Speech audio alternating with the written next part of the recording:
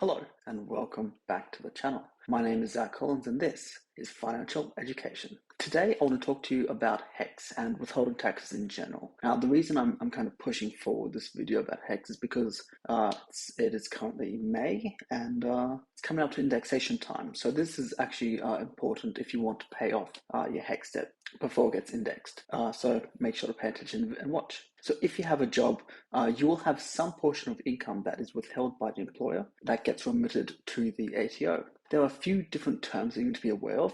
They are PAYGW, PAYGI, Medicare Levy, and HECS. I'll start with the part that confused the most amount of people, and that's the difference between Medicare Levy and Medicare Levy Surcharge. With the Medicare Levy, everyone earning an income must pay this 2% levy. Technically, if you don't earn over $18,200 a year, you don't actually pay any tax, so you don't pay any levy. It does slowly phase in, so you don't actually start paying the full 2% until you're earning over $30,345 each year. What does the Medicare Levy actually fund? It funds our public hospitals and our public healthcare system. So this levy is vitally important to keep our healthcare funded and ensuring that all Australians get access to free and cheap healthcare in their time of need. The Medicare levy surcharge, that's something a bit different. I know it sounds the same. However, this is actually a charge for high income earners that don't have appropriate private health cover. Because Medicare pays for our healthcare, the government wants people that can actually afford it to have their own private health insurance, which covers services that are either not covered by Medicare or that are underfunded and have super long wait times. So having this private health cover helps reduce the load on the public health system. The Medicare levy surcharge kicks in for singles earning over $93,000 a year, and for couples over $186,000. There's also an increase of about $1,500 per dependent child for couples. So if you're in a couple with 2 kids, you would have a threshold of $189,000 income before you have to start paying the surcharge. There are 3 tiers to the surcharge. So it starts at 1%, it goes up to 1.25%, and finally the top is 1.5% additional tax on your income. I will make sure to include a link to the ATO website with the specific details below. PAYGW and PAYGI, they're sometimes used interchangeably by people in the same way that I guess people confuse Medicare levy and the surcharge, but they are also different. PAYGW is tax being withheld by employers on behalf of their employees. This is a mandatory withholding, and it's been in place since 1953. As part of the Taxation Administration Act, 1953. The ATO releases tax tables that employers use each year, so they know exactly how much tax to withhold based on how much you're paid each pay cycle. So as an example, if you're a casual worker and get paid weekly, let's say your income averages over the course of the year about $50,000. One week you earn nothing, the next you earn double. You'll be taxed nothing in that first week, but then in that second week you'll be taxed as though you earned $100,000. This will actually be higher than if you were to average it out over those 2 weeks. This tax withheld is done by the employer.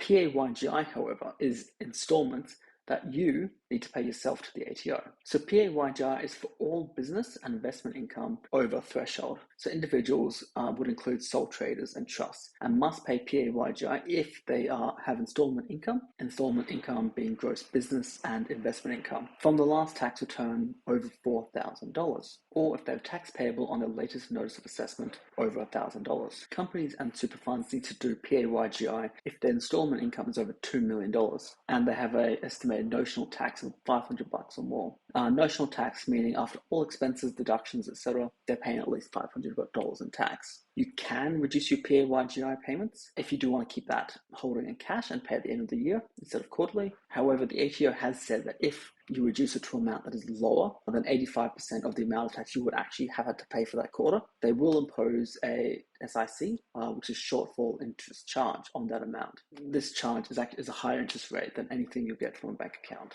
So generally, it's actually a detriment than just paying the tax. Finally, we can move on to HECS, and this is the most important part of today's video. So if you've never heard of the term, what actually is HECS?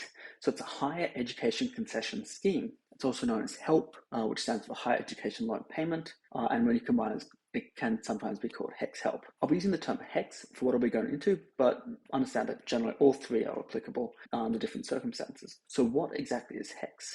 HECS is a government loan. Australians are lucky in that we get a subsidised position at a university. International students actually have to pay full fee. We only have to pay a subsidised rate. The subsidy does change based on what courses you choose and whether the government wants to increase or decrease students doing those specific degrees. Basically, supply and demand. To increase demand, they lower the price, and to decrease demand, they increase the prices. Now, this really only works in a free market. I'm not going to go into my personal opinion, but with HECS and with other government debts, sometimes it doesn't actually make too much of a difference. People just end up with more debt when they finish.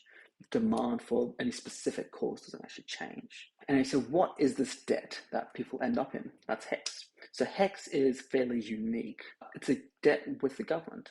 So they can and have made a few unusual rules around it. This is that there was a lower threshold that you have to start paying it. This means that if you don't actually earn enough income, you don't have to pay anything back. It just keeps accumulating. That lower threshold is currently around about $51,000. I'll include in the description below a link to all these threshold and repayment rates. If you have exceeded the threshold, then you have to pay a fixed percentage, kind of like an extra tax.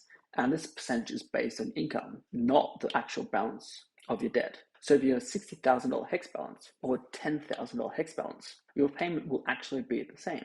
Now, you can't actually reduce your payment liability through some stuff like deductions or salary sacrifice. They reduce your taxable income, which means your actual tax gets reduced, but the HECS is based on your gross income. So no matter how many deductions you make, you're paid based on your previous gross. This means that if you do a salary sacrifice, it might be best to ask your employer to withhold additional tax to cover the HECS shortfall, so you don't end up with a tax debt at the end of the financial year due to the lower taxable income and the tax tables I mentioned above that they withhold rates on. So HECS doesn't technically accrue interest. It's indexed to inflation. I kind of see it as a bit of the same thing.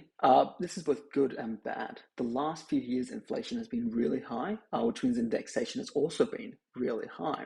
Historically, it's been in about the 2% range. However, over the last 2 years, it's been 5% plus. This means a lot of people aren't actually making any headway in paying down the HECS debt. The final piece of important information that I just want to mention is that HECS is not like a normal debt. By that, I mean that you can't wipe it by declaring bankruptcy. At the same point, however, if you were to pass away, the debt disappears with you. It's not something that gets passed on to your estate. To wrap up, if you know roughly how much you're expecting to earn this year, I'll put a link in the description below to a tax calc. It's a great free website that estimates your tax you're likely to pay, and it also factors in your HECS repayment requirements. I find it a great resource which helps me plan out whether I need to keep a bit of cash on the side for tax time based on my investment income, salary sacrifice, and what I'm making with my day job. Hopefully I've been able to help you better understand how HECS and other withholding taxes work. If you've got any more questions, please feel free to drop a comment below. I will answer if I can. Thank you so much for watching, and I'll see you guys in the next one.